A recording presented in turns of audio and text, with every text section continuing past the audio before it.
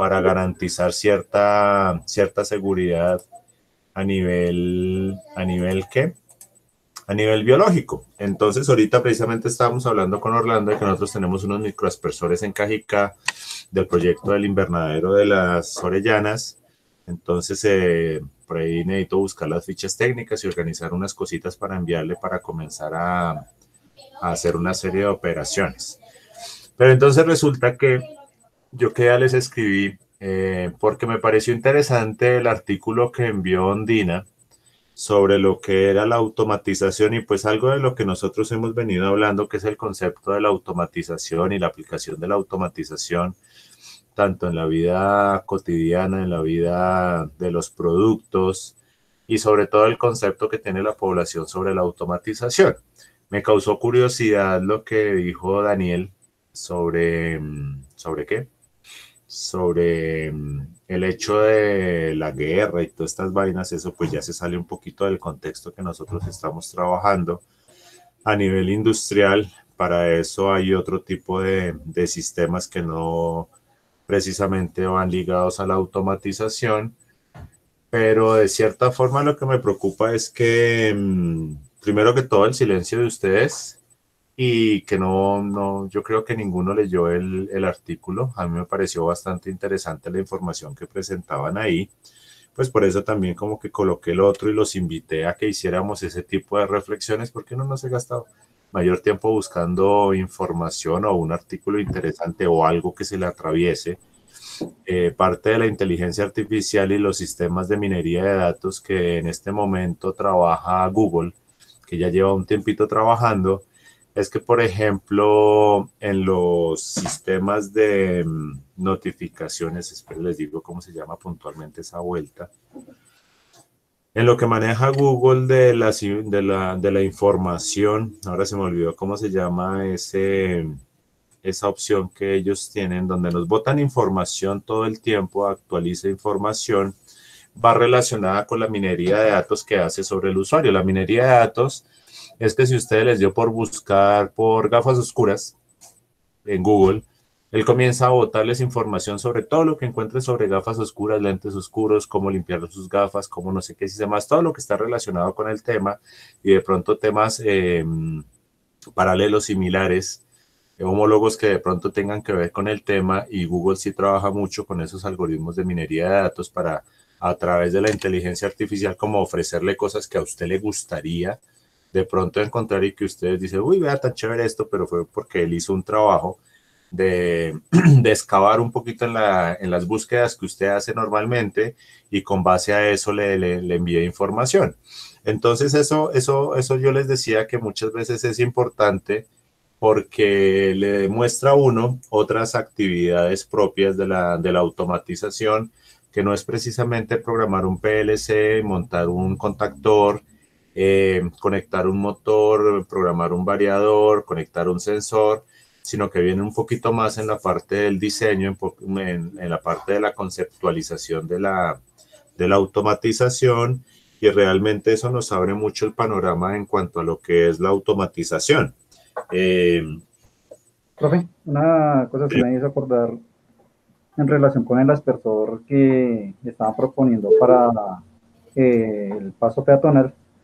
Y hace como 20 días en el noticiero habían mostrado que en la Universidad de Antioquia habían hecho un aspersor para personal, pero no utilizaban hipoclorito de sodio, sino que estaban utilizando era ácido ascórbico, o sea, ácido cítrico, y que tenía el mismo efecto de agente biológico para el virus. Entonces sería como bueno investigar por el lado de la Universidad de Antioquia, a ver si cómo fue que hicieron ese aspersor y la composición del componente.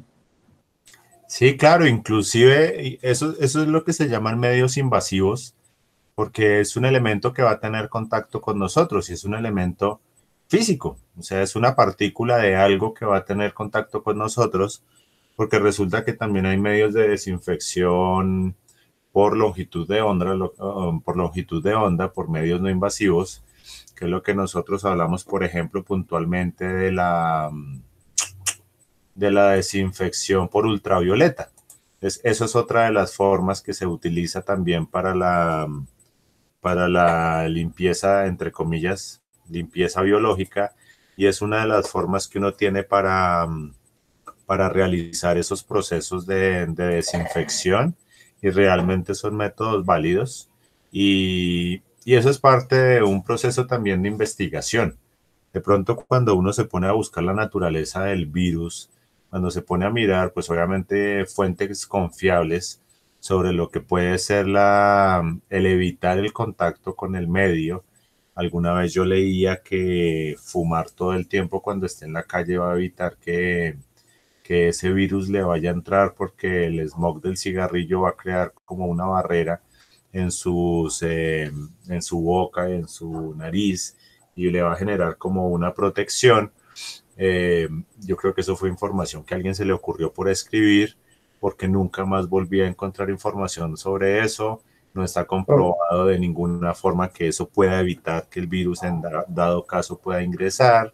Profe, una cosa, disculpe que me interrumpa. Busque la emisión de Caracol, del noticiero de Caracol. La de ayer era de las 7 de la noche, y ahí muestran eso, que efectivamente se comprobó que a los fumadores el virus pues no los coge tan duro. ¿Pero qué significa que no los coge tan duro?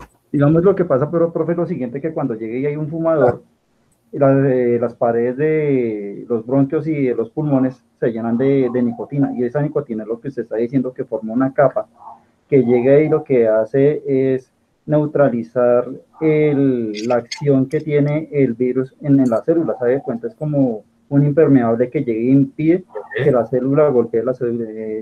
Bueno, pero sí hubo un estudio, porque hasta es que cuando yo lo leí fue la semana pasada, cuando yo estuve leyendo esa información, fue la semana pasada, si no les digo fue la antepasada, o sea, no fue reciente.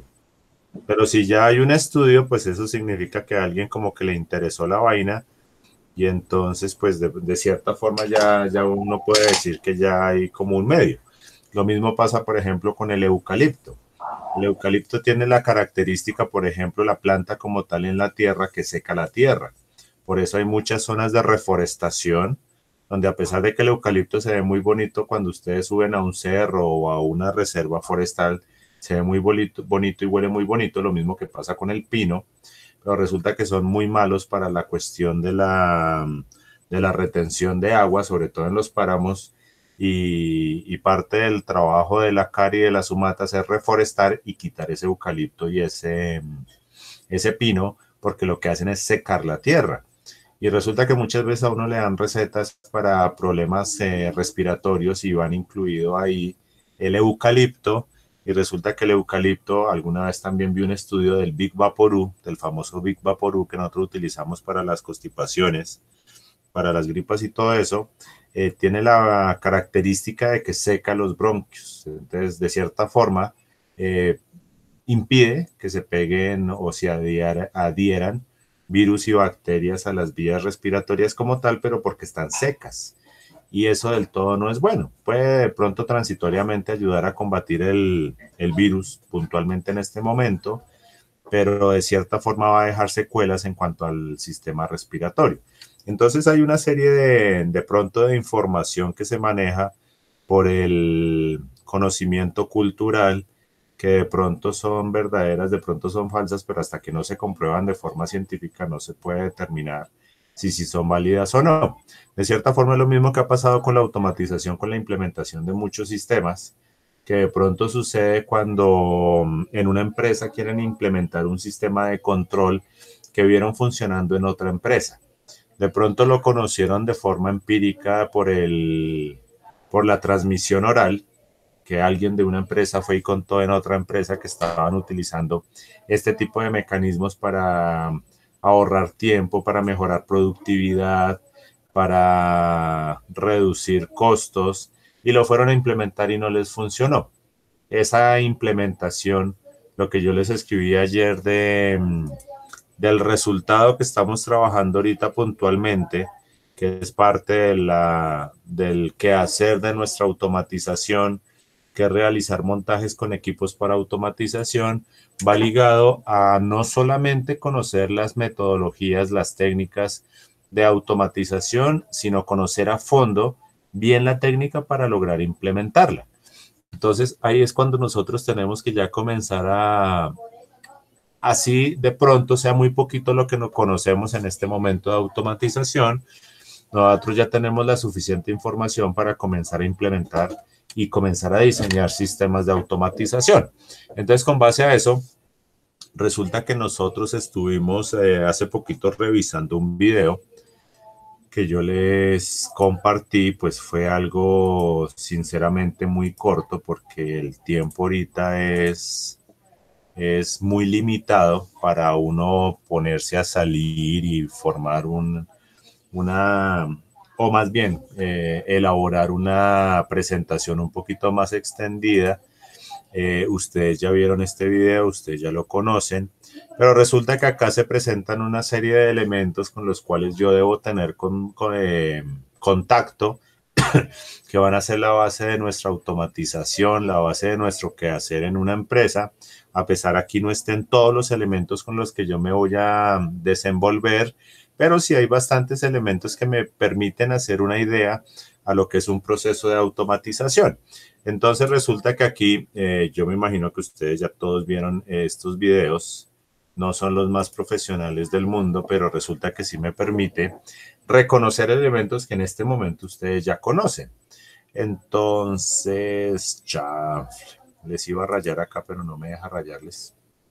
Entonces, acá en esta imagen, ¿ustedes qué elementos pueden reconocer?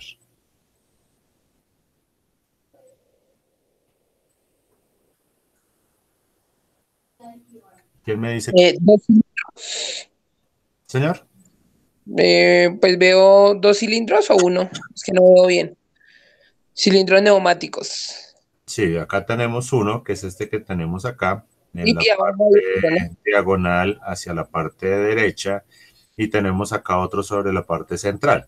También cuando uno ya ha hecho, por ejemplo, los montajes de neumática en Chía, porque ustedes ya han hecho prácticas de eso, simplemente con el hecho de ver una manguera de color azul, ya dicen, uy, por ahí va pasando algo que como que yo reconozco. Les Ay, van a decir, ay, esto se me parece como, ¿será un sistema neumático o qué será? Entonces ya como que, uy, yo puedo mirar esto con qué está conectado. Entonces ya nosotros podemos reconocer efectivamente acá un cilindro neumático de doble efecto, donde aquí tenemos un par de cositos acá, que ¿qué serán estos cositos que vemos acá? Estos bichitos, estos cosiánfiros, ¿qué serán? válvulas de escape, ¿no? ¿Serán escapes? Para regular ahí la presión, profe, para que sea más rápido o más lento. Exacto, entonces eso es lo que nosotros conocemos como unas estranguladoras, que tenemos el tornillito ahí de ajuste para que me permita o salir más rápido el cilindro o entrar más lento el cilindro, dependiendo de la operación. Pero recordemos que esos no son escapes. ¿Por dónde es el escape del cilindro neumático?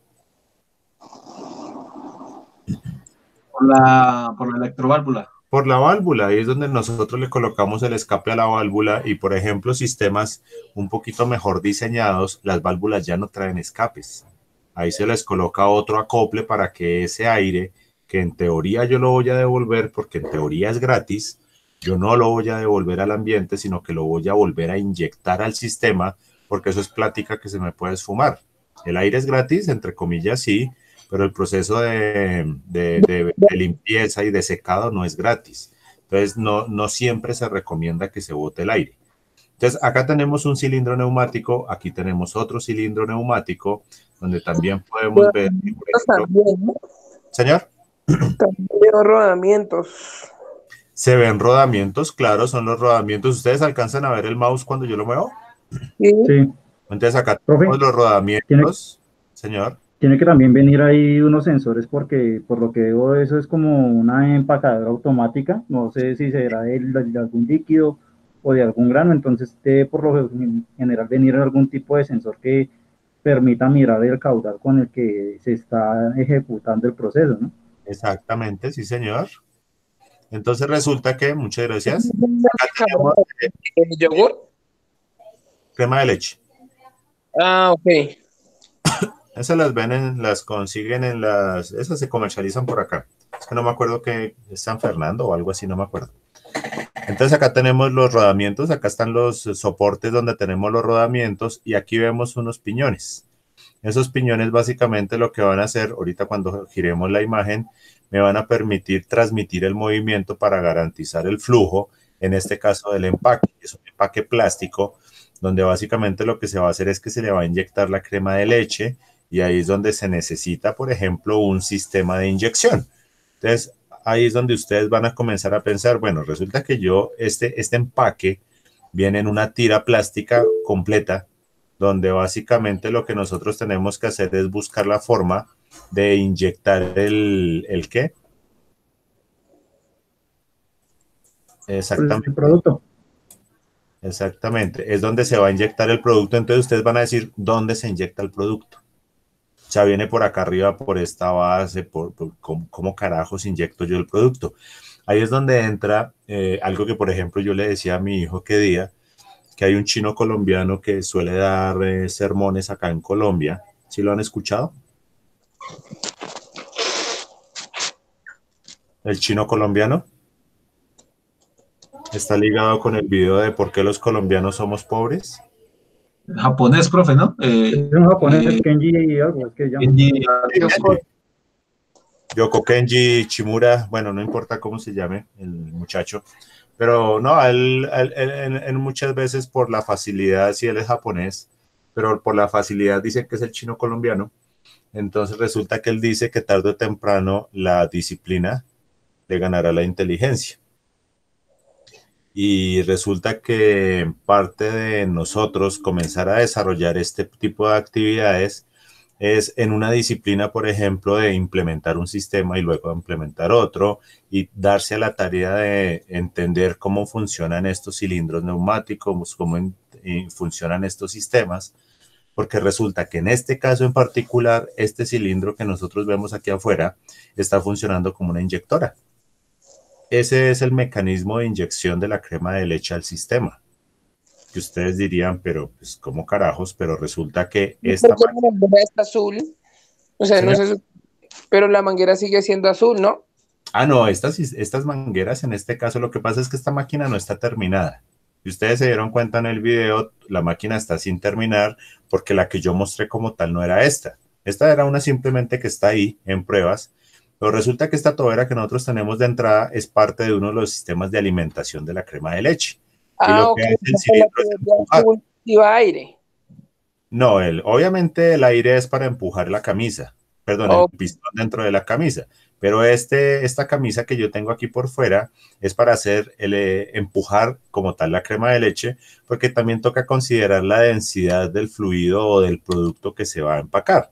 No es lo mismo, por ejemplo, un fluido que unos granos, así como nos dijo Nelson, porque de pronto los granos se pueden dejar caer por gravedad. Una tolva, profe. Por una tolva, permítame un segundo.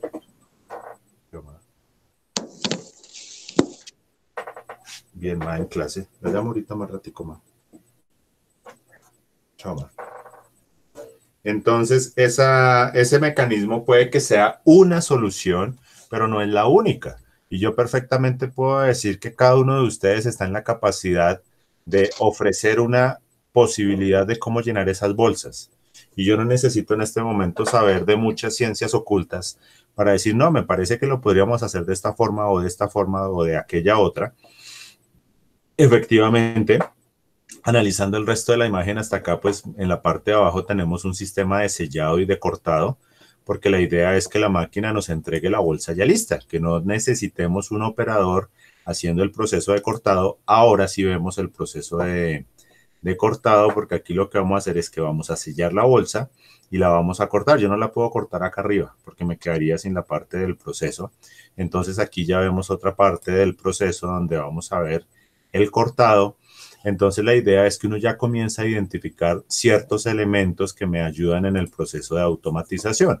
Entonces acá vemos un sistema de transmisión que él es el que se va a encargar de garantizarme el funcionamiento. Y con lo que decía Nelson, que en algún momento debo necesitar un sensor, algo que se ha caracterizado en el trabajo que ellos realizan es que no utilizan demasiada sensórica. Ellos se enfocan en una parte que de cierta forma se está perdiendo en la automatización y es en el garantizar la operación mecánica.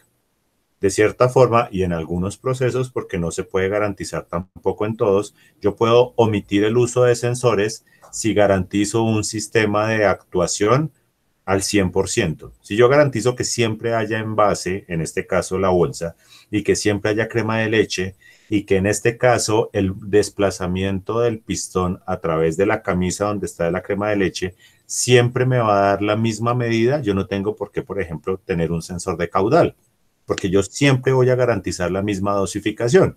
En otros sistemas yo debo tener un sensor de caudal porque en algunos casos se me sube el caudal o se me baja el caudal. Desde pronto, señor. Pero entonces, ¿cómo regula la cantidad si no tiene sensor? Por el desplazamiento del cilindro.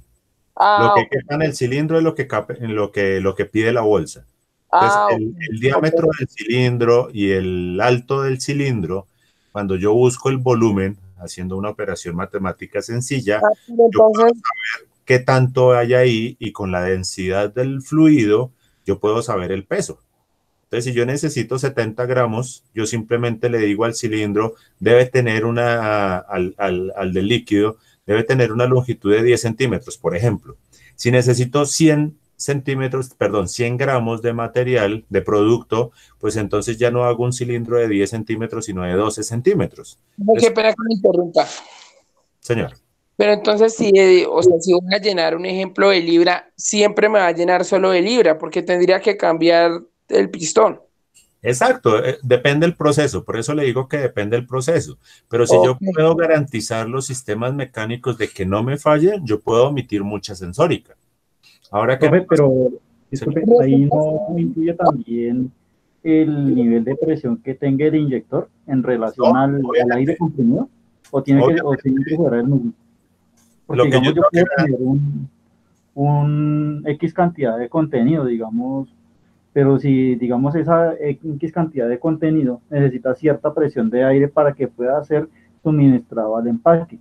Y si yo necesito realizar un cambio de embalaje o de contenido, voy a necesitar, por lógica, decirle al ordenador, oiga, yo necesito que me envíe X cantidad de aire para que, como tal, la cantidad que yo necesite pueda ser inyectada. Resulta que existe algo que se llaman procesos estáticos y procesos dinámicos. Así como nosotros tenemos sistemas de control estáticos y sistemas de control dinámicos, eso hace en relación, por ejemplo, en este caso puntual, a qué tanto va a cambiar el producto.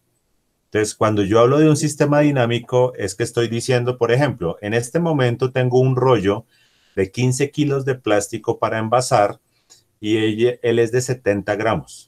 Entonces yo quiero que cuando se acabe ese rollo ponga otro rollo y al sistema solamente le diga, ese ya no es de 70 sino de 100, y él se encarga de regular la presión y el desplazamiento del cilindro para que me entregue los 100 gramos. Eso es lo que nosotros llamaríamos un sistema dinámico, que él se adapta a las condiciones que yo le quiera programar al sistema. En este caso, ¿qué pasa? Esto es un sistema estático. En este caso, ese proceso que ustedes ven ahí está solamente para llenar esas bolsas. Si yo quisiera cambiar el tipo de bolsa, el volumen que voy a meter dentro de la bolsa, pues tengo que hacerle modificaciones al sistema, que pueden ser el diámetro de la camisa, al igual que si yo cambio el diámetro de la camisa y la longitud de la camisa de llenado, tengo que aumentar o disminuir la presión del cilindro neumático, pero todo va orientado hacia el mismo proceso, que si se puede ajustar, claro. Pero en este momento, a lo que yo les hago referencia es que si ellos van a trabajar solamente con ese producto, con esas dimensiones y con esas cantidades, pues ellos ajustan a que el sistema funcione con la mínima cantidad de señales, sino que sea un proceso totalmente continuo.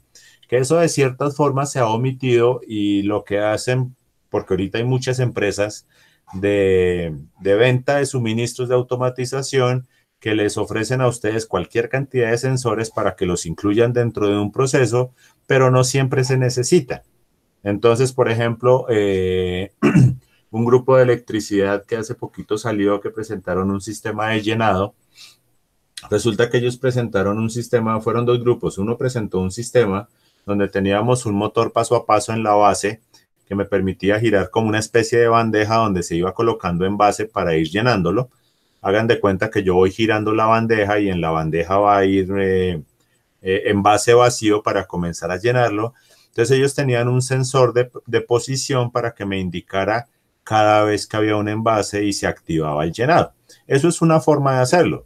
Pues resulta que hay un mecanismo que se conoce como la cruz de Malta, que me permite, a partir de un movimiento mecánico, garantizar siempre la misma posición de la rotación de la bandeja. Y esa tiene la característica de que viene como con bracitos como para sostener las piezas. Hagan de cuenta esas licoreras que vienen para colocar, o viene un espacio para colocar un vaso, una copa, perdón, o otra copa, pero imagínenselo en forma redonda donde viene solamente el espacio para cada copa. Entonces, cada vez que gira me va a dar la posición exacta y no tiene pérdida por el movimiento mecánico como tal, y yo puedo garantizar siempre la misma posición y no me voy a equivocar. O más bien el sistema mecánico no se va a equivocar. Entonces hay varias formas de hacer una automatización. Igual yo voy a necesitar un sensor que, por ejemplo, me diga se acabó el plástico. O voy a necesitar un sensor que me diga se acabó la crema de leche. Igual yo necesito sensórica que me determine ciertos procesos. Inclusive se manejan los sensores de corriente para los motores o para los sistemas de compresión, para evitar que, por ejemplo, el sistema trabaje con baja presión de aire o que el motor se está calentando y está consumiendo corriente. Igual se necesitan sistemas de control y se necesita muchas veces implementar sensórica, pero no siempre. Entonces, eso de cierta forma es el salir a conocer procesos de automatización, porque eso nos va de cierta forma a ampliar la información que nosotros tenemos en nuestra cabecita, en nuestro procesador, para comenzar a ofrecer ideas. Ahora, este tablero pues está totalmente desarmado porque, como les digo, está en montaje esta planta, pero se va a basar en un PLC. De pronto sea un PLC un poquito grande, un poquito de pronto robusto, pero también depende de las características del proceso. Aquí en la parte de atrás pues no vamos a ver mayor complejidad en el sistema. Vamos a ver nuestro sistema de alimentación. Vamos a ver un tornillo que en este caso nos va a permitir generar un eje con movimiento para el desarrollo de algunas actividades dentro del proceso, que como tal es, por ejemplo, aumentar el flujo de la velocidad del plástico. Y este es el otro proceso que yo les mostré. Este sí está en operación. Entonces esto es una simple banda transportadora donde nosotros vamos a tener el motorreductor, un motorreductor trifásico que es el encargado de manipular la banda vertical, que es la que se va a encargar, en este caso puntualmente, de asegurarme, por ejemplo, de que todas las piezas me lleguen en la misma posición. Esto no siempre es fácil para poner a un muchacho a diseñar. Resulta que de la inyectora me van a caer las tapas. En este caso, aquí ya pasó por un proceso de ensamble, de poner la partecita móvil de la tapa, la que se levanta y se cierra, ya se ensambló, pero no siempre es fácil ubicarlas en la misma posición. Entonces, esto es una forma con la que ellos llevan trabajando bastante tiempo. A pesar de que estos son unas tapas grandes, de cierta forma son fácil ubicarlas siempre en la misma posición para que siempre me lleguen de la misma forma al proceso, pero ellos han venido trabajando este sistema y lo que hacen es estas guías que tiene la banda, tienen una especie de muescas que me permiten garantizar que siempre van a quedar en la misma posición. Y ellos las vienen trabajando desde hace mucho tiempo e inclusive hicieron unas en algún momento, hace muchos años, para organizar las las cucharitas de las nusitas. ¿Ustedes de pronto alguna vez han comido nusitas? Los chocolates estos que vienen negro y oscuro, blanco y oscuro, perdón, negro y blanco, que viene una cucharita, una palita y ustedes la revuelven. Que trae una ardillita en la etiqueta. Señor. Señor. Que trae una ardillita en la etiqueta.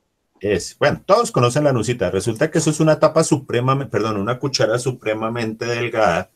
Y ellos alguna vez hicieron un mecanismo también para almacenarlas. Hacían paqueticos, las sellaban de a una y cortaban de a 5. Entonces venía, cada una de las cucharitas venía en un empaque individual, pero venían tiras de 5 cucharas. Cada 5 cucharas cortaban el plástico y salían paqueticos de a 5. Y ellos comenzaron a trabajar este tipo de bandas transportadoras, estas son en teflón. Ellos comenzaron a trabajar este tipo de bandas transportadoras. Esto es un teflón bueno, es de otra calidad diferente a la que se utiliza para maquinado. Pero él tiene la característica de que es permitido para productos alimenticios y que se deja trabajar fácil. Entonces lo que ellos hicieron fue ranurar las bandas de tal forma que ahí quedaran depositadas las cucharas. Fue un proceso complejo, pero a partir de eso ellos entendieron cómo organizar el material de forma de que siempre pasara igual. Entonces acá tenemos una bandeja donde básicamente yo voy a tener, por ejemplo, ya comenzamos a ver sensores. Ahí ustedes ya ven elementos que conocen, que han de cierta forma trabajado. Y ya como comenzamos a ver acá un sensor, que es lo que me va a decir es que, por ejemplo, necesito material. Cuando ese sensor se activa, le dice a la banda deténgase porque tengo toda la bandeja llena de material. Cuando el sensor no me está marcando, me va a decir a la banda actívese. Y aquí yo ya voy a tener producto terminado, pero por este lado básicamente estábamos viendo eran los motores. Tenemos un motor para la banda, tenemos un motor para el sistema de alimentación de la etiqueta. Y ese proceso que ustedes están ahí viendo es lo que yo les comentaba que es el maquilado. Ellos como tal no venden la máquina a la empresa, sino que le venden es el proceso a la empresa. Yo le digo a la empresa, le cobro tanto por etiquetarle cada tapa. Ellos les pagan es por unidad. Y ellos lo que hacen es que traen el material, en este caso, puntualmente, también debido a la pandemia, la empresa les manda el material, les manda la caja de las tapas sin etiqueta, les manda los rollos de etiquetas y ellos en el taller, que queda acá en Zipaquirá, hacen todo el proceso, porque este proceso se solía hacer al lado de la máquina que inyectaba las tapas. Entonces la empresa que queda en Tocancipá no tenía que, por ejemplo, desplazar el material, sino que lo hacían mismo dentro de la empresa, pero ellos manejaban su empresa aparte. Dentro de la empresa había otra empresa que hacía el proceso, y eso es lo que se conoce como el maquilado. Entonces la empresa, por ejemplo, en este caso mis amigos, ellos son los responsables de garantizar que todas las tapas queden etiquetadas. Ahí directamente no es la empresa que inyecta el plástico, sino los que hacen el proceso de etiquetado, los que tienen que garantizar las etiquetas. Si algún producto salió con una etiqueta defectuosa, ahí no responde la empresa como tal, sino ellos que están haciendo el maquilado. Entonces aquí vemos el sensor que me va a indicar que tenemos material en la bandeja y acá tenemos todo el proceso de etiquetado. Entonces ese proceso de etiquetado, por ejemplo, ellos lo conocieron, el dueño de la empresa, Héctor, él hace un par de años de esa misma empresa, que es una empresa de plásticos, lo llevaron a una feria industrial, como las que uno suele ir acá en Corferias, pero resulta que a él se lo llevaron fue para Chicago, una feria, y si les digo, esa feria fue hace como 10 años. Y resulta que ellos fueron allá porque querían literal plagiar una máquina. Entonces lo que hizo el señor fue que le compró una videocámara. En ese tiempo, por ejemplo, no habían casi teléfonos con cámara. Le compraron una videograbadora, una videocámara para que él grabara todo lo que encontraban allá. Le compraron, yo me acuerdo que allá le compraron un computador para que él hiciera el diseño CAD, en SolidWorks para diseñar la pieza. Y básicamente lo llevaron allá fue para plagiar una máquina.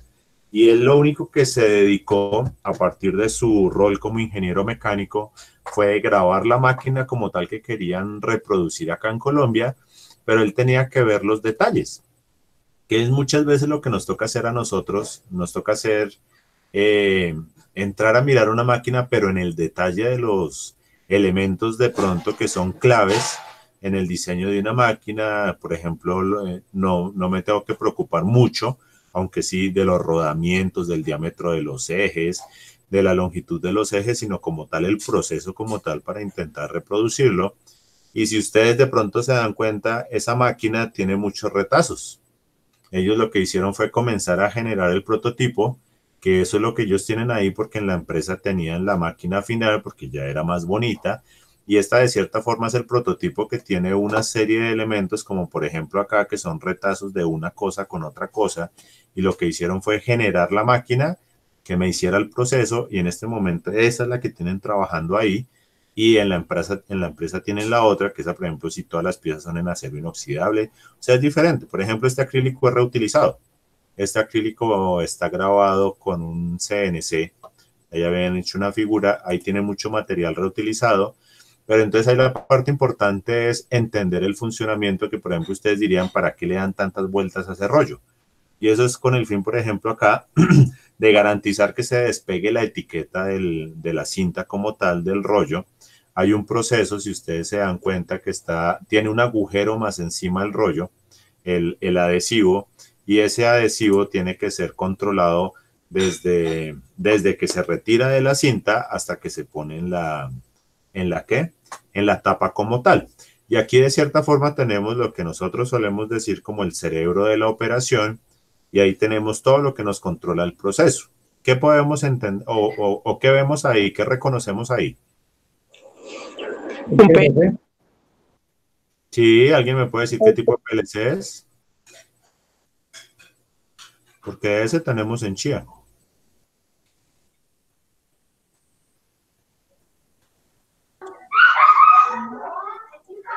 ¿Un Siemens? ¿Ah, sí? ¿Alguien conoce esa marca? No es muy conocida, pero sí es popular.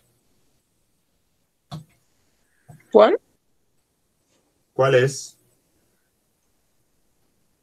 No le Mitsubishi. pregunto cuál es. Ese es el famoso Array. Nosotros tenemos el popular logo, que es el PLC, que pues prácticamente todo el mundo debe conocer, pero en este caso nosotros tenemos un PLC que es como el hermanito del logo, que es el Array, y se distingue porque es muy parecido al logo. Si nosotros lo vemos ahí, nosotros prácticamente podríamos decir es un logo, sino que la diferencia es que es blanco.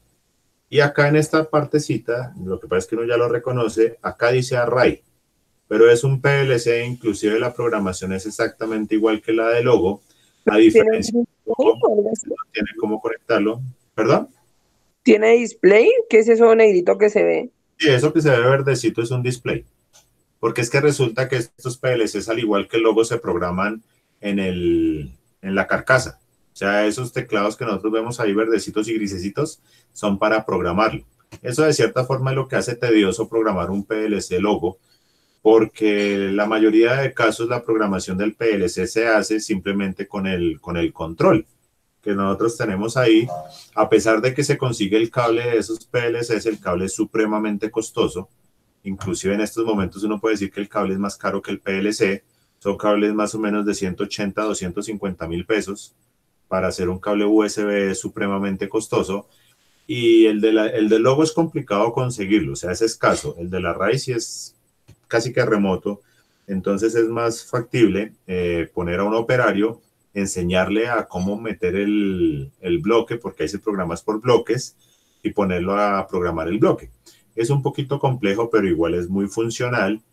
Y bueno, básicamente esta es nuestra CPU, nuestro PLC. ¿Qué más tenemos ahí? ¿Un breaker? Pues sí, un breaker, pero pues eso no es... Obviamente, pero que usted me diga, uy, es que vi un breaker. Pues sí, hay más cosas para ver. Borneras. Sí, cables, mugre. Eso es como una media lo que hay caído de punticos. ¿Qué más hay ahí? No Un hay... variador. Hay como un relojito, dice son las 6:92. Un Hay variador. que dice FM y está en 29.7. Exacto, esos son variadores. Para alguien que no conozca, por ejemplo, ese tipo de dispositivos, puede decir uno es un radio y el otro es como un reloj, o no sé, un temporizador de una bomba, no sé. Entonces ahí tenemos un temporizador y ahí tenemos un variador. Entonces acá nosotros tenemos el variador porque ya me pasó que alguna vez alguien vio algo de esto y dijo, ay, profe, ese radio tan chistoso.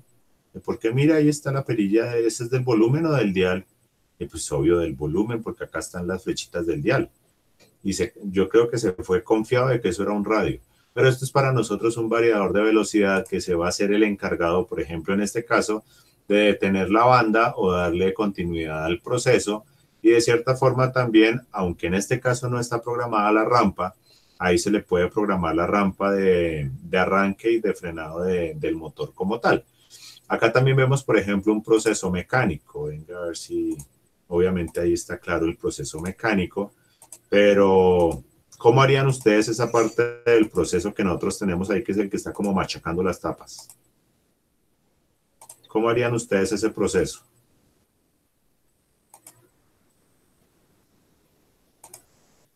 Aparte de que toca organizar el sistema eléctrico. Señor. Tal vez con un rodillo, ¿no? Que vaya fijo. Sí, podría ser un rodillo, por ejemplo, manejar como una especie de caucho que no me vaya a lastimar la tapa, pero que sí me vaya a hacer presión sobre el adhesivo, sí. ¿Cómo más Pues sí, podríamos hacer ese pisado del adhesivo sobre la tapa? Puede ser también por medio de un cilindro neumático que lleve, Puede pues, ser un cilindro neumático, eso implicaría una red neumática. Sí, pero puede ser un cilindro neumático, sí, señor. ¿Qué más podríamos utilizar? o uno hidráulico también. El hidráulico, la ventaja que tiene es que puede generar un poquito más de presión que el neumático. pero el hidráulico las daña, ¿no? Depende. ¿De qué Depende de la... depende que yo utilice neumático o hidráulico? Pues la fuerza que necesite, no la potencia. La fuerza que necesite hacer sobre el adhesivo o sobre la tapa. Si yo simplemente necesito hacer una medio presión, pues un sistema neumático es más que suficiente. Pero si yo necesitara más presión, pues ahí sí se justificaría un cilindro hidráulico. Pero también hay que pensar que eso requiere una red hidráulica, eso necesita un compresor. Y además sale más costoso el hidráulico, ¿verdad? Que el neumático. Exacto, sale más costoso. Yo conocí hace varios años, venga, les digo hace cuántos años, más o menos data de 1998, cuando conocí a una persona que trabajaba acá, no sé de pronto los que vivan en Zipaquirá, si conocieron alguna vez de algo que se llamaba la litografía del Vaticano. Esa queda aquí a media cuadra, aquí en la 9ª con 4ª. Duró muchísimos años ahí esa litografía donde, por ejemplo, ahí era donde hacían todos los avisos de entierros y de todas esas vainas, los hacían ahí.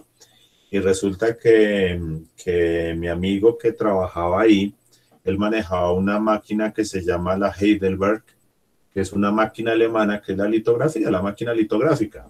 Resulta que alguna vez se le soltó una correa y me dijo que le ayudara. Yo inclusive no había entrado a estudiar a la universidad.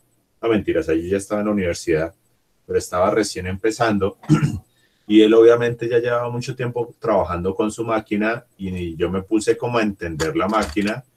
Y yo le decía, resulta que él tiene unas chupas que son las que cogen el papel y los colocan en el rodillo que estampa las litografías como tal, que son como los negativos que quedan pegados, como el sello. Eso es como un sello.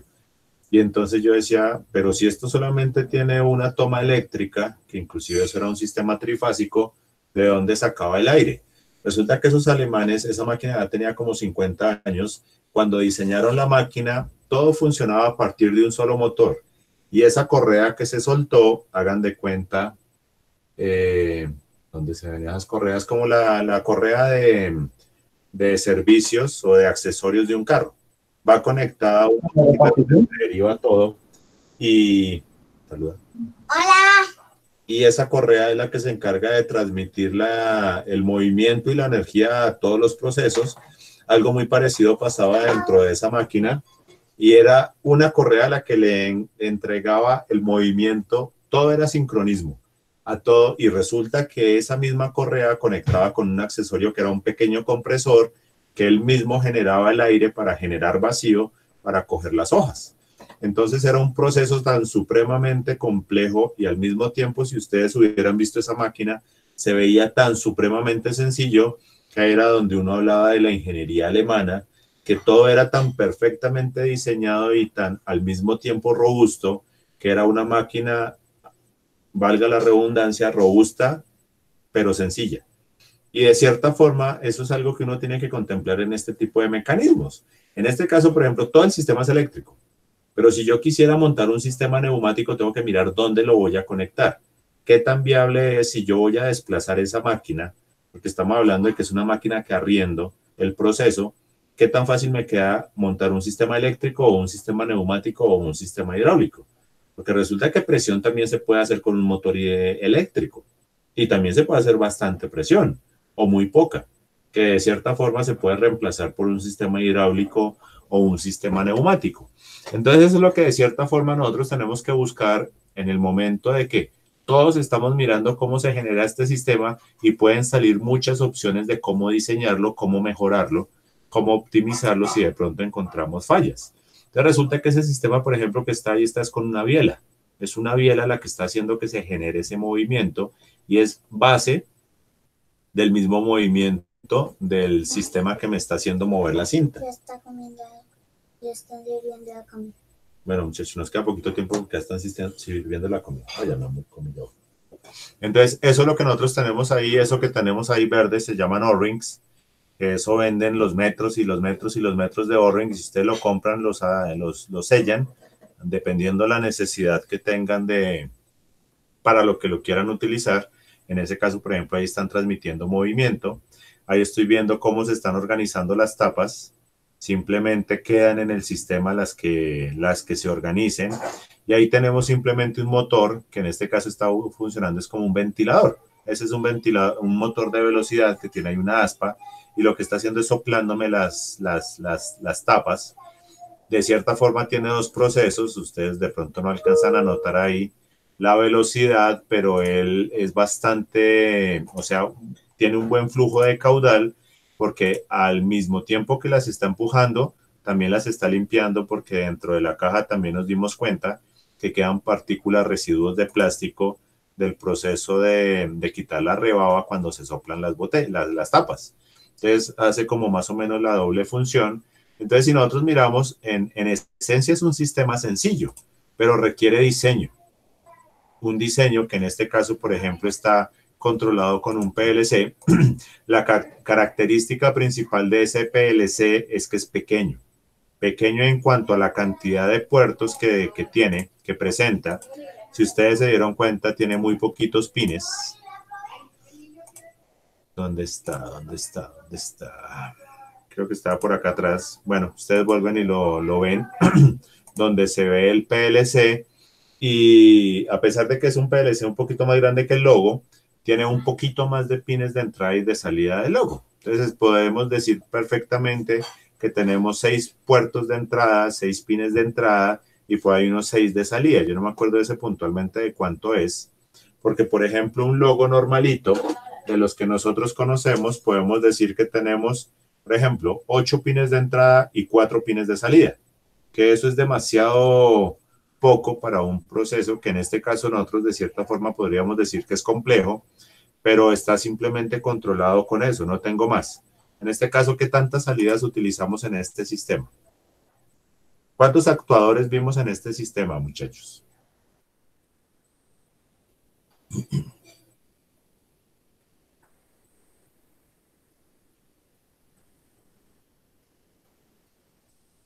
¿Cuántos actuadores se vieron ahí?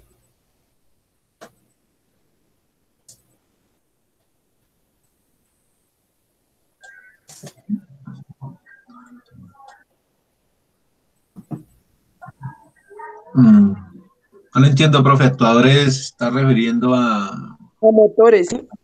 Los que generan una acción. Motores, cilindros, chicharras, los que generen una acción. ¿Cuántos actuadores vimos ahí? Porque son los que vamos a conectar a las salidas de un PLC. Pues así por bajito deben haber que unos 3, como 12 más o menos. ¿Cuántos? 12. Más o menos 12, dice Luis. ¿Quién da más? ¿Quién da menos? Yo creo que aproximadamente unos 6, profe, porque hay algunos que son motores. Está el rodillo que por lo general tiene el que oprime el fil de la tapa, ese es otro. Entonces yo creo que aproximadamente por ahí unos 6. 6. Bueno, de 12 ya bajamos a 6. ¿Quién dice otro valor? 2. 2. ¿Quién dice 1? No, no hay uno. Es que ya uno es como muy poquito, ¿no? No, porque también está el sensor, profe, los motores, los Por cilindros. eso, pero es que estamos hablando solamente de actuadores, no de sensores, solo de actuadores, o sea, solo salidas. Ah, Solo salidas. ¿Cuántos?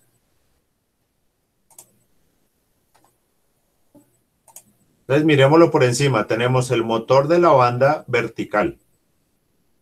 Tenemos el ventilador de la banda vertical. Ahora, 2. ¿es necesario que todos vayan conectados al PLC? Pregunto yo. Porque es que también yo puedo tener procesos que se conectan directamente a tensión cuando yo prendo la máquina y no necesito controlarlos. Entonces también depende de eso si yo los voy a introducir en el PLC o no. Señor. El motor de la banda no necesitaría controlarlo. ¿Será que no? ¿Será que el motor de la banda necesitamos controlarlo? No, de pronto por la velocidad. Entonces acuérdese que la banda vertical va conectada con un sensor de la bandeja. Este sensor. Entonces sí. Este sensor es el que me le dice a la banda, súbame material para que me garantice material acá. Por ejemplo, acá él me dice, se me llenó el material. ¿Qué le dice a la banda vertical? Deténgase porque estoy lleno. Pero si el sensor detecta que no hay material, tiene que decirle a la banda, mándeme material. O sea que, por ejemplo, yo puedo decir, este sensor está ligado con la banda. El ventilador. El ventilador no necesita estar conectado. Yo podría decir que no necesito el ventilador conectado. Entonces ahí es donde yo comienzo a mirar, por ejemplo, las necesidades como tal de esos elementos dentro de mi proceso. Ya yo puedo decir, ese PLC con 8 entradas y 4 salidas es más que suficiente. ¿Qué más motores teníamos? Por aquí adelantico vimos el del rodillo, ese estaba por acá atrás, que lo vimos por acá atrás. El de acá. Acá vea que tenemos dos. Este que es el encargado de la etiqueta y este es el encargado de la banda pequeña, pero al mismo tiempo es el encargado de garantizar que la etiqueta quede pegada. O sea que en este momento, así exagerando, podríamos decir que tenemos 3 salidas. Metamos el ventilador 4 salidas estamos manejando ahí. Pero esto implica que yo estoy controlando, perdón, estoy visualizando todo así rapidito. En 3 minutos. Hay un motor que acciona el rodillo que imprime el film de las tapas, o cómo se acciona ese rodillo, profe. Véalo acá. O sea, ese se veía por el fondo. Ahí fue donde yo les mostré los O-rings. Ese rodillo está conectado directamente con el motor de la banda, porque ellos se dieron cuenta que yo no necesitaba un motor independiente. Simplemente con el mismo movimiento de la banda, porque la banda es la que me va a mover, la banda es la encargada de desplazarme las tapas. Pues con el mismo movimiento de la tapa yo voy a hacer que el rodillo se mueva. Ahora, ¿qué tengo que garantizar? Que ahí se estaría cumpliendo el principio de la correa de distribución del motor, como usted nos había dicho, más o menos. Sincronismo. Eso es sincronismo. Pero por medio de un rodamiento o como... Una correa y una polea y esa va conectada directamente al motor y lo que hace es activarla como si fuera la correa de repartición de un carro. Ahí está. Ahí está conectado. Entonces, ¿qué es lo que yo estoy garantizando? Simplemente sincronismo. Yo tengo que hacer que cada vez que este eje suba y baje, haya material ahí, para que él me esté haciendo presión sobre la etiqueta. Y eso simplemente es sincronismo de la reducción del motor con la velocidad de la banda. O sea, ¿qué tanta distancia hay entre esta tapa y esta tapa? La misma que hay en el desplazamiento vertical, en este caso de ese rodillo. Eso es a lo que yo me refiero con sincronismo. Entonces, si yo conozco bien mi proceso, porque yo también, ¿qué puedo hacer? Y sería válido para nosotros que estamos aprendiendo. Pongo un sensor acá que me diga, llegó la tapa. Otro sensor que me diga, salió la etiqueta. Y cuando esas dos señales se me cumplan, bajo el cilindro neumático que me haga presión sobre la etiqueta contra la tapa. y yo puedo hacer esos procesos, pero de cierta forma estamos utilizando más elementos que para aprender en este caso, por ejemplo, no nos importa. Lo que nos interesa es garantizar que haya material. Entonces, ahí alcanzaron a ver algo que de pronto no habíamos visto ahorita. Ahí hay otro sensor. ¿Sí lo vieron?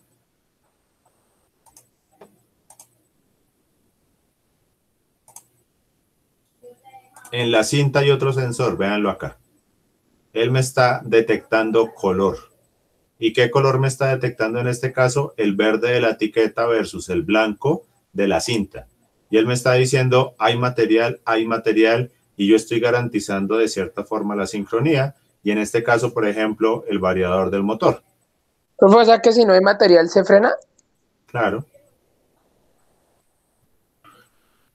Sí, porque el proceso, a pesar de que funciona de forma mecánica, debe tener sistemas de alarma. En este caso no tenemos una baliza que me alarme de que el proceso está, por ejemplo, sin materia prima, pero sí, pues como el operador en este caso está ahí pendiente, pues el operador va a estar pendiente de si se acabó o no el material, aunque cuando ese sensor está también para el movimiento del motor, pero no sé, la vez pasada me di cuenta que se les acabó el rollo de adhesivo que simplemente para el proceso dentro de la programación.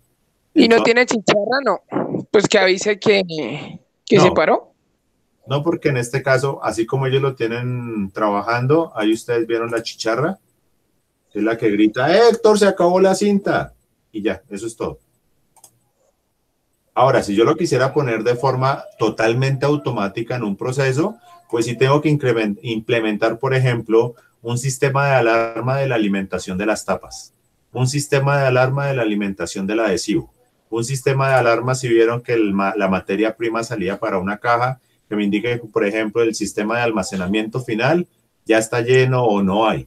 Entonces yo ya tengo que comenzar a implementarle una serie de elementos adicionales para complementar este proceso. Pero en general, si nosotros nos ponemos a analizarlo, es un proceso sencillo. O sea, no es un proceso complejo. ¿O le ven alguna complejidad al proceso? Ahí sí quisiera de pronto escucharlos.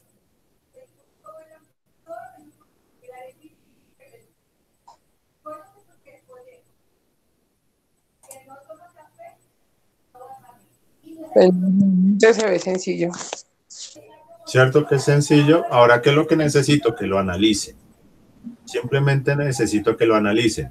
Ahora, yo les mostré un punto de vista sobre el cual se trabajó. Yo con ellos comencé a trabajar hace más o menos 20 años que los conozco. Yo comencé a trabajar con ellos y en esa época el control que nosotros realizábamos era con microcontroladores. Lo que de cierta forma para nosotros ahorita es un Arduino.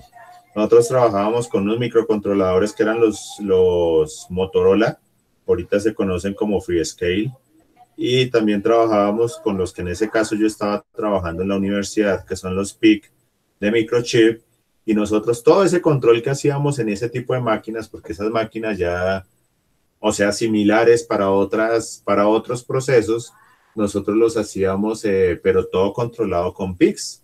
Ahí utilizábamos relés para todo lo de fuerza, utilizábamos inclusive casi todo se manejaba era con finales de carrera, porque no era fácil acceder a sensores inductivos o capacitivos.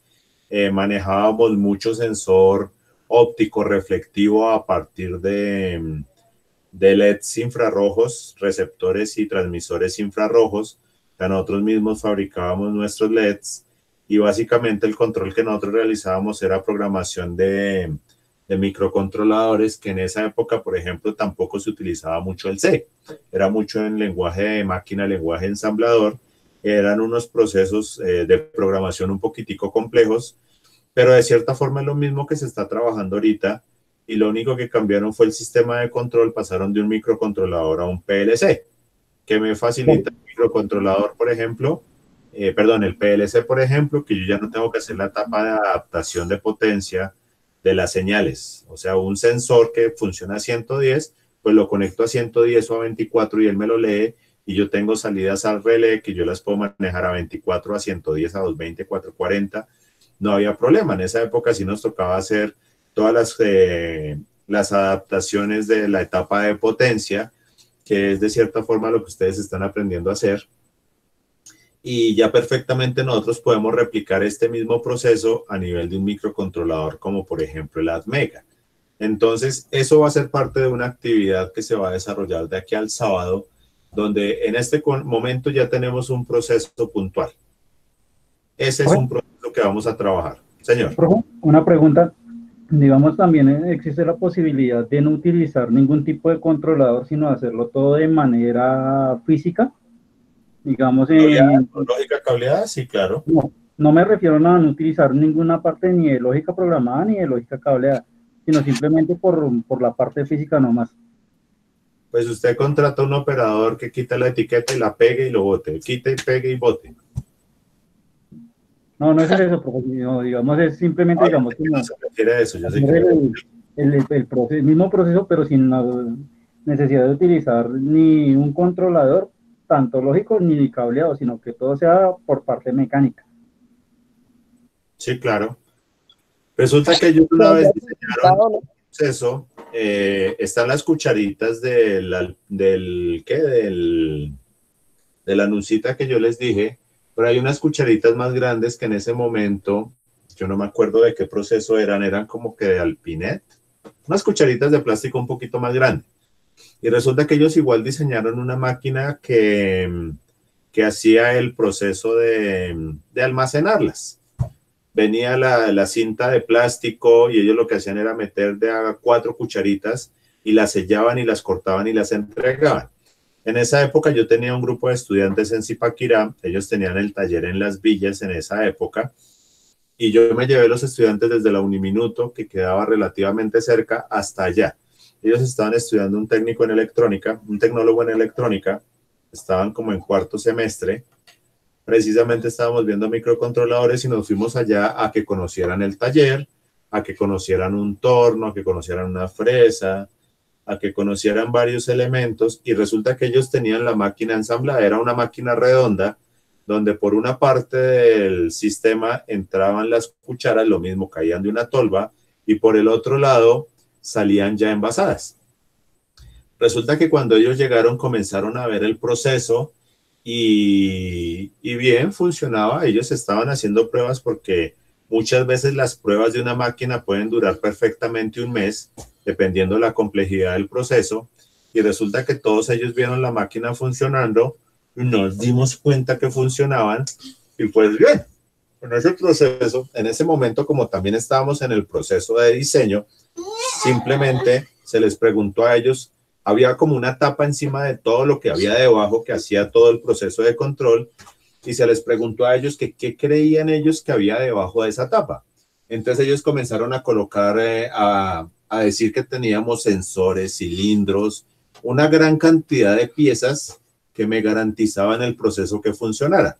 Resulta que mi amigo les comenzó a comentar cómo comenzó a hacer el diseño del proceso, les contó todo lo que pasaba dentro de la máquina, dentro del proceso. Él decía, entra la cuchara, espera que llegue otra cuchara, a que llegue otra cuchara, las mete dentro de la bolsa y después entra el sellado y sale la máquina. Entonces ellos, yo me acuerdo que así como ahorita estábamos hablando de cuántos actuadores estaban utilizando, comenzaron a decir, no, necesito tantos cilindros, tantos sensores, tanta vaina, eso es lo que me imagino que hay por debajo. Y pues hicimos como una más o menos encuesta de qué tantos materiales habían bajo la tapa.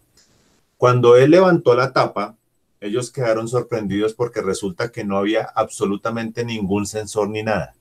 Todo funcionaba a partir de un único motor, por eso la forma redonda del sistema, porque todo venía controlado por un motor y todos los movimientos que estaba realizando la máquina eran completamente mecánicos. No teníamos ningún sensor de nada. En ese caso, por ejemplo, me podrían quedar espacios de la bolsa sin sellar, sellados sin cucharas, porque nosotros no teníamos ningún sensor en ese proceso. Todo era completamente mecánico y ahí utilizaban los principios mecánicos de transmisión de movimiento, de circular a lineal, de lo que eran bielas, lo que eran cruces de Malta, lo que eran reducción de velocidades, pero todo era un proceso 100% mecánico. ahí ustedes no iban a encontrar ningún elemento diferente a un sistema mecánico. Y básicamente lo único que yo tenía que hacer era prenderla y apagarla, no más. Garantizar que había material, por eso necesitábamos un operador, pero todo el proceso era 100% mecánico. Y yo lo podía replicar también de forma de control. Claro, yo podría cambiar el proceso y comenzar a meter un sensor, un cilindro, lo que fuera.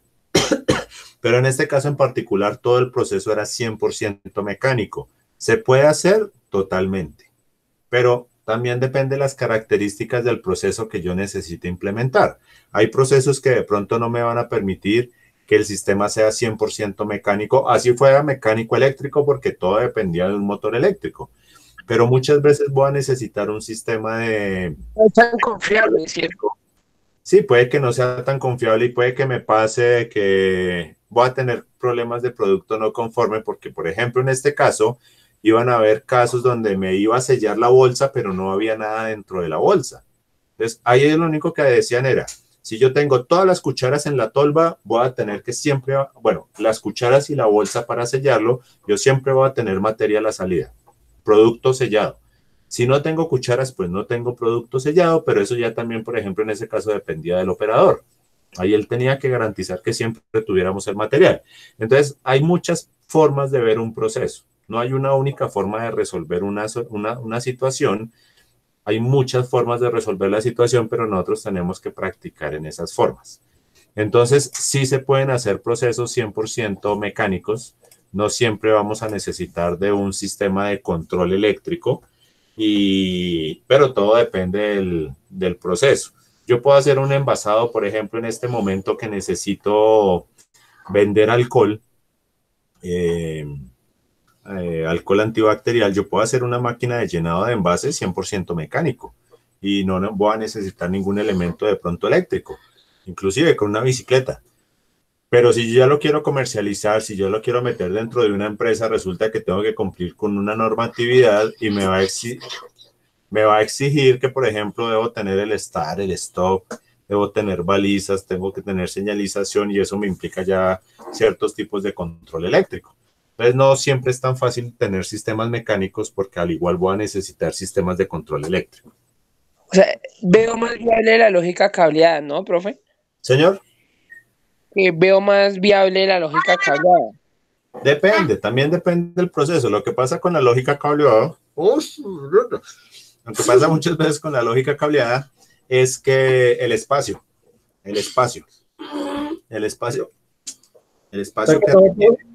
O sea que, profe, todo depende de los requerimientos que vayan a salir dentro del proceso.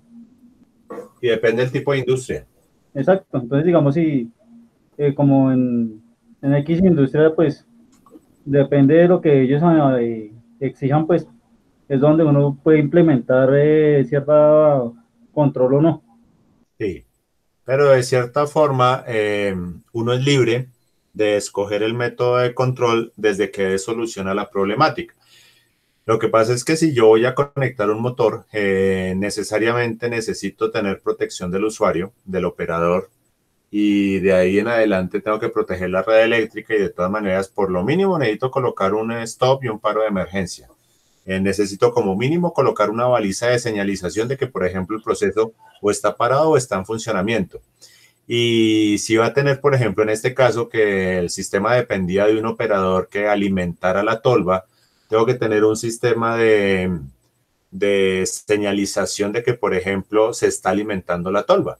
Si veo que está cayendo material, el proceso debe estar detenido porque la reglamentación no me permite, porque puede que el operario meta las manos dentro de la tolva y haya un aprisionamiento. Entonces, a pesar de que el sistema sea mecánico, debo tener algunos sistemas que van a ser sobre todo de prevención, que de cierta forma sí tienen que ser eléctricos. Entonces, no puede ser del todo aislado. Eso sí es en una empresa, entre comillas, legal, porque yo puedo manejar procesos 100% mecánicos, inclusive con tracción animal he visto, para microempresas o simplemente centros de producción, ¿cómo se dice? Informales. Entonces también depende el proceso y depende la necesidad. Depende también el presupuesto, porque eso es otro factor importante que más adelante nos toca tocar, sobre lo que es el presupuesto en un proyecto, porque eso es un factor clave. Entonces, muchachas y muchachos, preguntas sobre el proceso. ¿Tienen alguna pregunta sobre el proceso? Lo que pasa es que entender el proceso es importante porque con base a él vamos a hacer la actividad que sigue.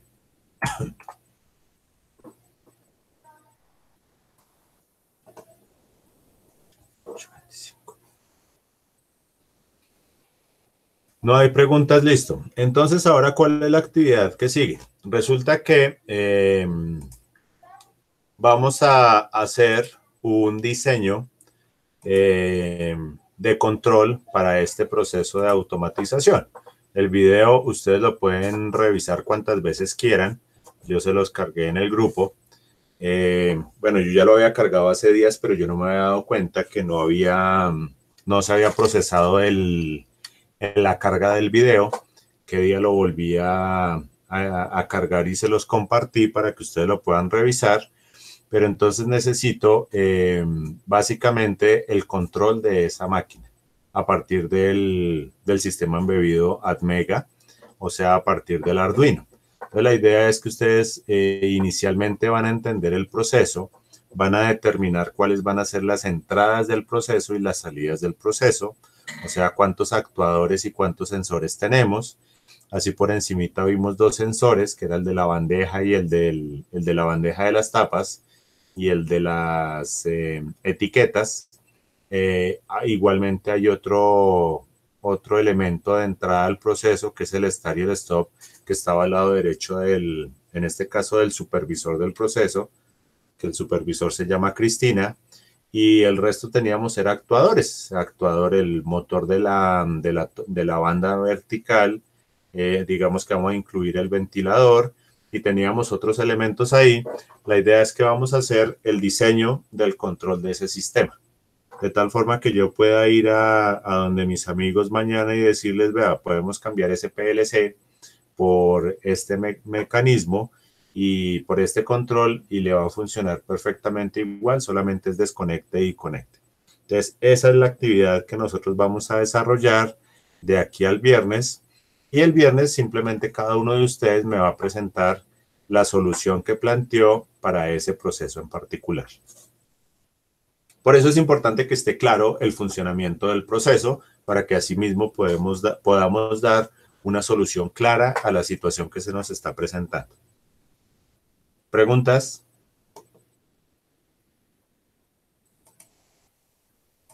¿Preguntas, dudas?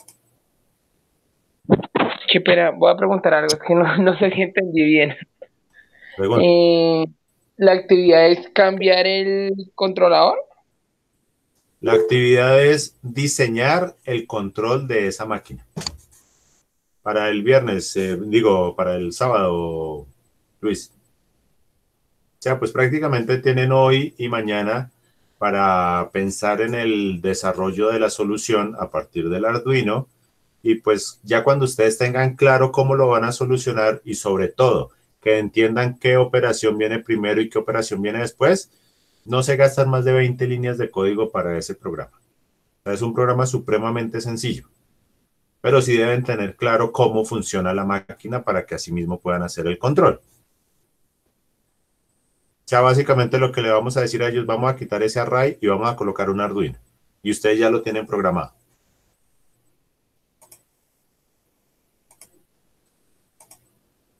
Profe, Señor. pues la verdad, pues yo no sé cómo lo tome, ¿no? Pero pues igual yo todavía vengo quedado en esto y pues digo que estas clases lo hubiéramos tomado, era como, o sea, estos días que escogimos para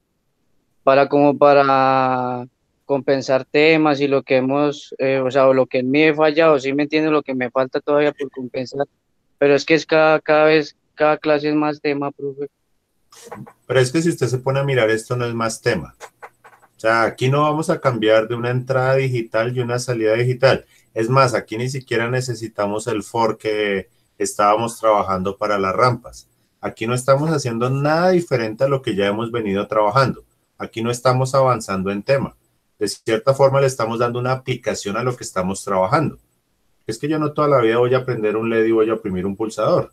Yo ya necesito... No, pues yo le entiendo eso, pero por ejemplo en mi caso, a mí por ejemplo la pantalla LCD a mí no me encendió en ese día desde ese trabajo. Y yo no he tenido la oportunidad pues hasta hoy de tener internet bueno y para seguir otro paso a mí ya también se me va a complicar más. Pues lo hablo por mí, no sé el resto. No, de acuerdo, comprensible, Daniel, pero de cierta forma esto no es avanzar. Esto simplemente es, y si nosotros lo miramos a nivel de contenidos, acá no hemos avanzado. Por el contrario, nos devolvimos. Porque acá no estamos incluyendo ni pantallas ni nada, sino que esto es de cierta forma es el mismo ejemplo del botón, donde yo oprimo un pulsador y prendo un LED. Aquí no es nada diferente. Lo que pasa es que ya lo estamos aplicando a algo real. Y por ejemplo, esa pantalla, esa pantalla yo creo que la otra semana ya la vamos a trabajar en algo también real, porque ya tengo casi listo el invernadero del proyecto de las Orellanas. Lo tengo acá en el parqueadero y resulta que ya la otra semana, Dios mediante, voy a comenzar a conectar los controles. El PLC es basado en Arduino y la idea es que también vamos a hacer una práctica ahí. Ahí tengo conectada la pantalla, no sé qué se me hizo. Yo tengo conectada una pantalla de 20x4, que esta pantalla, y resulta que esta pantalla la vamos a controlar. Esto es una pantallita de 20x4 y resulta que también la vamos a controlar dentro del proceso, perdón, no la vamos a controlar, sino que la vamos a utilizar para visualizar las señales. Entonces, de cierta forma, Daniel, no es que estemos avanzando en temática, sino que es que necesitamos aplicar lo que estamos trabajando. Nosotros podríamos comenzar a trabajar con con las librerías de PID, con las librerías de control proporcional, con las librerías de comunicación Ethernet que nos permite trabajar el Arduino, pero no vamos a sacar nada trabajándola si no comenzamos a aplicarlo a algo que podamos, de cierta forma, así sea de forma virtual, ver cómo funciona. Entonces, de cierta forma no estamos avanzando, Daniel, sino que estamos aplicando lo que estamos trabajando.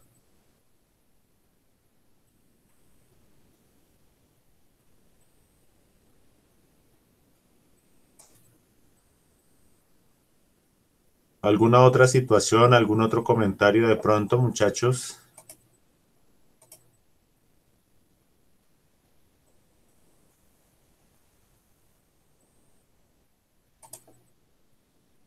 No, no, señor, que yo ya puedo trabajar como antes.